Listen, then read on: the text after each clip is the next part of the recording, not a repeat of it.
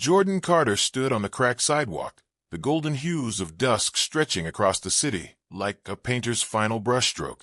The scent of grilled onions and sizzling patties wafted through the air, drawing his gaze to the familiar glass doors of the restaurant. His restaurant. He adjusted the hood of his navy sweatshirt, feeling the fabric graze the back of his neck. It wasn't nerves. He had faced worse in boardrooms, filled with men who barely concealed their skepticism. But this was different. This was personal. Tonight, Jordan wasn't walking in as the CEO. He wasn't here for the polished corporate visits where managers straightened their ties and put on their best smiles. No, he was here as a regular customer, a nameless face in the crowd, and he wanted to see, firsthand, whether the dream he had built stood tall or if it had crumbled under the weight of the very prejudices he had sworn to challenge. With a deep breath, he pushed the door open. A bell chimed overhead, its soft jingle swallowed by the hum of casual conversations and the clatter of trays. The smell of freshly fried fries filled his lungs as he took in the surroundings. Worn linoleum floors, a smudged menu board flickering with failing neon lights, and behind the counter, a man leaning against the register with the kind of authority that came not from respect, but from dominance. Jordan approached the counter, hands tucked into his pockets, and waited. The manager, a burly man with tired eyes and a perpetual scowl, barely glanced at him before exhaling sharply. "Need something?" His tone was sharp, uninterested. Jordan met his gaze with quiet confidence. "Yeah, just here to grab some dinner." A humorless chuckle escaped the manager's lips as he muttered something under his breath. Jordan caught the glance he exchanged with another employee, an amused, knowing look. How many times had he seen this? In high-end offices, on business trips, in investor meetings? The dismissive glances, the belittling tones, the quiet assumptions. But tonight, it wasn't in a boardroom. It was in his restaurant. "Take your time," the manager added sarcastically before turning his back. Jordan exhaled slowly. He wasn't here to explode. He was here to observe. Another customer walked in, a young couple, both dressed sharply, their conversation light and full of laughter. Jordan watched as the manager straightened his posture, his demeanor shifting instantly. "Welcome. What can I get you folks today?" he asked, his tone suddenly pleasant. Jordan's stomach twisted as he watched the scene unfold. The couple's order was taken in an instant, their drinks prepared, their meals already assembling in the kitchen, all before he even had the chance to place his own. "Still waiting, huh?" The manager finally turned to him, a smirk playing on his lips. Jordan's jaw tightened. "I'd like to order now." The manager leaned lazily against the counter. "Yeah, well, you'll have to wait. We've got more important customers to serve." The word struck with the force of a slap, but Jordan didn't flinch. He had been here before, swallowed the same bitter pill too many times to count. But the anger simmering inside him wasn't just for himself. It was for every person who had walked through these doors and faced the same treatment. Before he could respond, a quiet voice interrupted. "Sir, I can help you." Jordan turned. A young employee, no older than 20, stood at the register, his eyes darting nervously between Jordan and the manager. His name tag read Luis Santiago. The manager's expression darkened. "Seriously, kid? You think you can just jump in?" Luis Santiago hesitated, but then lifted his chin. "It's not right to leave him waiting like that." For a moment, everything froze. Jordan studied the young man, taking in his nervous stance, the slight tremor in his hands. But there was something else, too. A quiet resolve. Luis Santiago turned to the register, ignoring the burning glare of his superior. His hand shook slightly as he punched in Jordan's order. The manager scoffed. "Don't think you're some kind of hero, kid." Luis Santiago didn't waver. "I just want to do my job the right way." The room thickened with tension. Jordan nodded slightly, an unspoken message passing between them. "I see you. I won't forget this." Minutes later, Luis Santiago placed a meal in front of him. "Here you go, sir." Jordan met his gaze. "Thank you." He paused, then added, "You handled that situation with a lot of grace." Luis Santiago's cheeks flushed. "I just did what felt right." "Well, not everyone would have had the courage," Jordan replied. Luis Santiago glanced toward the counter, where the manager's eyes still burned with silent fury. I'm probably going to hear about it later. Jordan leaned forward slightly. Sometimes standing up for what's right comes with consequences. But people notice when you do. They remember. Luis Santiago nodded slowly, the weight of the words settling in.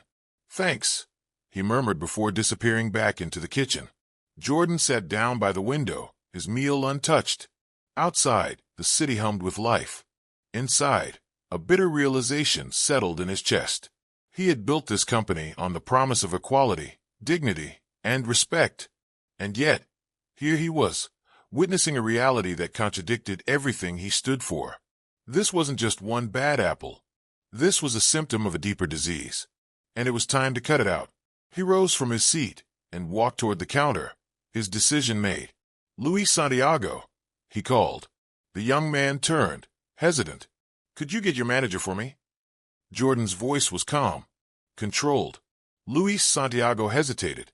Is everything okay? Jordan gave a reassuring nod. Everything will be. Luis Santiago called out, his voice cautious. Rick Thompson? The manager sauntered over, irritation etched across his face. What now? Didn't I tell you I'm busy? Jordan didn't blink. I think it's time we had a talk. He extended his hand. Let's start with proper introductions. My name is Jordan Carter. I'm the CEO of this company. Silence. Pure, stunned silence. Rick Thompson's face paled. Why, you're joking, right? Jordan's gaze never wavered. Does it sound like I'm joking? The restaurant was dead silent. Customers murmured among themselves, phones discreetly capturing the moment. Luis Santiago's mouth was slightly open, shock written all over his face. Jordan took a slow breath. He had come here looking for answers. Now it was time for action. The color drained from Rick Thompson's face, his posture shifting from arrogance to unease. He glanced around the restaurant, realizing that every pair of eyes was on him. Even the customers, some of whom had ignored the earlier tension, now sat up, intrigued by the unfolding drama. Mr. Carter, I didn't know. Rick Thompson stammered. Jordan crossed his arms. That's the problem, he said coolly. You shouldn't have to know who I am to treat me, or anyone else, with basic respect. The weight of those words settled over Rick Thompson like a collapsing ceiling. He opened his mouth, but no excuse seemed fitting. Jordan turned his attention to Luis Santiago, who still stood frozen, his hands clutching the edge of the counter. This young man here, Jordan said, loud enough for the entire restaurant to hear, demonstrated the integrity that you should have shown. He treated me with respect. He did his job. You, on the other hand, have shown me exactly what's wrong with this restaurant. Rick Thompson gulped, his bravado withering. Sir, I didn't mean anything by it. Jordan let the words hang for a moment, his silence more powerful than any rebuke. Then his tone hardened. As of this moment, you're suspended, pending further review. Gasps rippled through the restaurant. Rick Thompson's face twisted in disbelief. Sir, please. Jordan cut him off with a single look. I don't tolerate discrimination in my company. You just proved to me that there's a sickness in my business, and I intend to cut it out. His voice was calm, but beneath it was an edge of steel. Effective immediately. You're done here. Luis Santiago's breath caught. The staff behind the counter exchanged wide-eyed glances. Customers whispered in hushed tones, their gazes shifting between Rick Thompson and Jordan like they were watching a live courtroom sentencing. Rick Thompson swallowed thickly. He knew better than to fight. He turned on his heel and stormed toward the back of the restaurant, his shoulders hunched, his face burning with embarrassment. For a moment, silence filled the space. Then, unexpectedly, a few customers began to clap. The applause started small but quickly spread. Luis Santiago looked around in awe as the room filled with a ripple of approval. Jordan, however, wasn't done. He turned to Luis Santiago. You stood up for what was right, even though you knew it could cost you. That kind of integrity is rare. Luis Santiago swallowed hard. I didn't want to see someone treated unfairly. And that's why I'm offering you a promotion, Jordan said simply. You'll be leading this team, if you're willing. Luis Santiago's mouth fell open. What? His voice was barely above a whisper. Jordan smiled. I need leaders in this company who understand what real leadership is. You've proven you do. Luis Santiago's hands trembled at his sides. I don't know what to say. Say yes, Jordan said, and help me fix this place. Luis Santiago took a deep, shaky breath. Then he nodded. Yes, I'll do it. The applause returned, stronger this time. Some of the other employees behind the counter shot Luis Santiago encouraging looks. He exhaled, finally allowing a small, disbelieving smile to creep onto his face. Jordan turned to the customers, his voice carrying a weight of responsibility. I built this company with a vision of dignity for everyone, but I've failed by allowing toxic leadership to take root. That ends now. From today forward, this restaurant, and every restaurant under my name, will be rebuilt to reflect the values I set out to create. A few people murmured in agreement. Others nodded. A woman near the back even said, It's about time. Jordan exhaled. He had come here expecting to see flaws, but what he had found was worse than he imagined. Yet, it also brought something unexpected, a glimpse of hope. The poison in his company wasn't irreversible, and now the real work would begin. The next day, Jordan launched an internal audit of every restaurant in his chain. His corporate team investigated not just customer service, but the culture within each location. Calls poured in from employees across the company. Stories of silent mistreatment, ignored complaints, unspoken prejudices that had festered over time. Some were subtle, others blatant. Jordan listened to every single one. By the end of the week, multiple managers were fired. More were placed under review. Luis Santiago, meanwhile, wasn't just given a title. He was given authority. As a new assistant manager, he worked with Jordan's leadership team to help craft policies that reinforced fairness and respect. His story spread through the company like wildfire, and employees who had once been afraid to speak up now felt empowered. News of Jordan's confrontation at the restaurant leaked to the public. Social media exploded with discussions about his decision to go undercover. Some people praised him. Others were skeptical, accusing him of making a PR stunt. Jordan didn't care about the noise. He cared about results. Within a month, his restaurant saw a noticeable shift. Customers began sharing their experiences, praising employees, highlighting improvements in service. The morale among staff climbed. More people started to trust that this wasn't just a business move. It was real. Jordan stood outside that same restaurant one evening, looking through the glass at the warm glow inside.